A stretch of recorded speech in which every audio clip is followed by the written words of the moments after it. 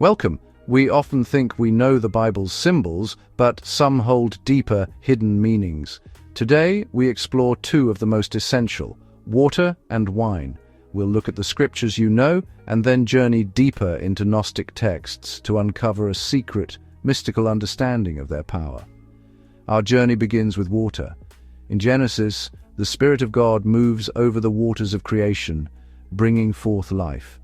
In the Gospel of John, Jesus offers a Samaritan woman living water so she will never thirst again. This is the first step, understanding water as life, purity, and a cleansing of sin through baptism. Yet Gnostic thought offers a second layer. It speaks of two waters, the living water of divine knowledge, or gnosis, and the lower water of the chaotic material world, an illusion we must awaken from. Close your eyes for a moment and imagine yourself stepping back in time. You find yourself amidst the pages of the Bible, a world of prophets and parables. Now, ask yourself this: which liquid flows more freely through these ancient stories, water or wine? The answer might surprise you. While water is undoubtedly essential for life, it is wine that often takes center stage in the Bible, serving as a powerful symbol of joy, abundance, and God's divine blessing. Keep in mind, wine was just grape juice with no alcohol content. But why is this so? What makes wine such a potent metaphor in the scriptures? To understand the significance of wine in the Bible, we must first journey back to the Old Testament, where its story begins. In the Old Testament, wine is more than just a beverage. It is a symbol of God's goodness and the abundance of His creation. Psalm 104:14-15 beautifully illustrate this, praising God for providing wine that gladdens human hearts. And Proverbs 3:9-10 echoes this sentiment, stating that honoring God with our wealth will fill our storehouses to overflowing with grain, and our vats will brim over with new wine. Clearly, wine represents the blessings that come with following God's path.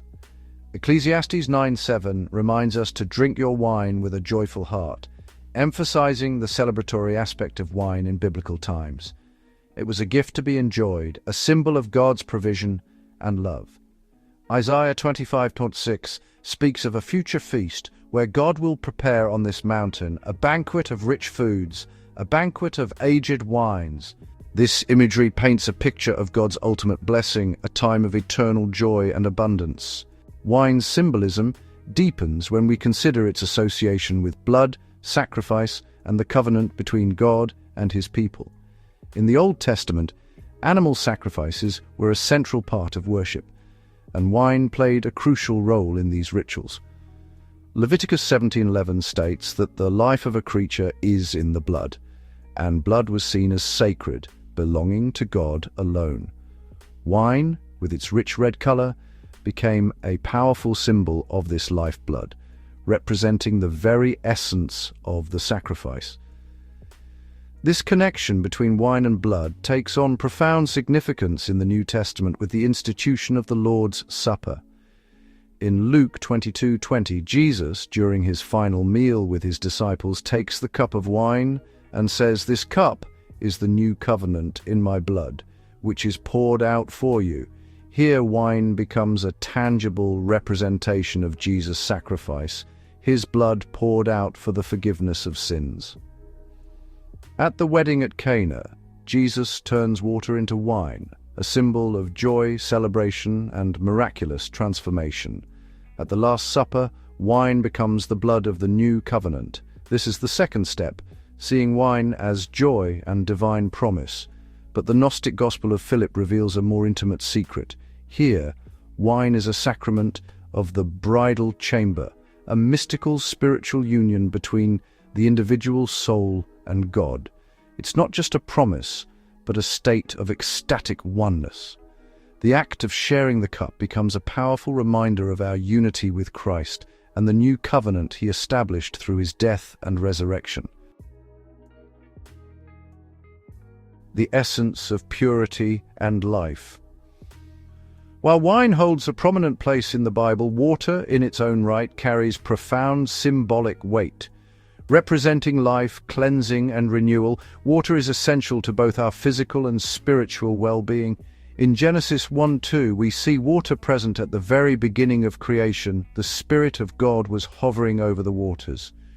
This verse highlights the primordial nature of water, its presence even before the creation of land and life itself.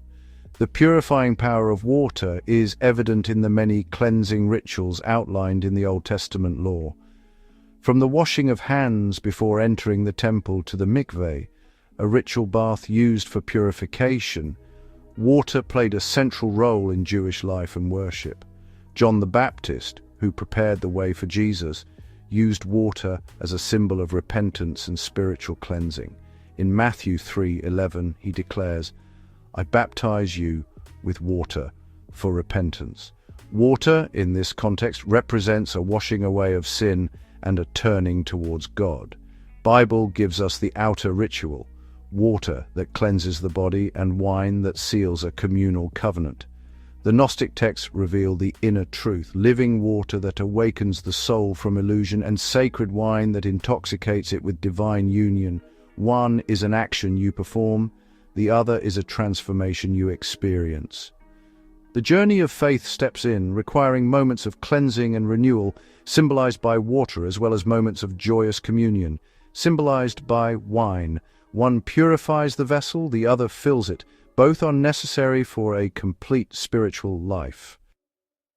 From water to wine, a transformation of the heart.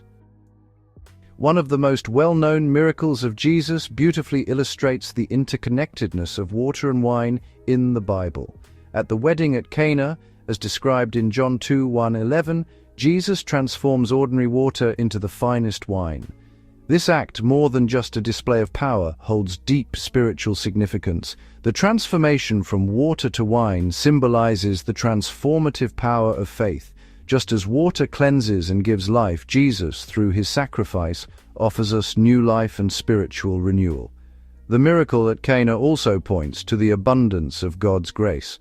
Just as the wedding guests were surprised by the quality and quantity of the wine, so too does God's love and forgiveness overflow in our lives, exceeding our expectations.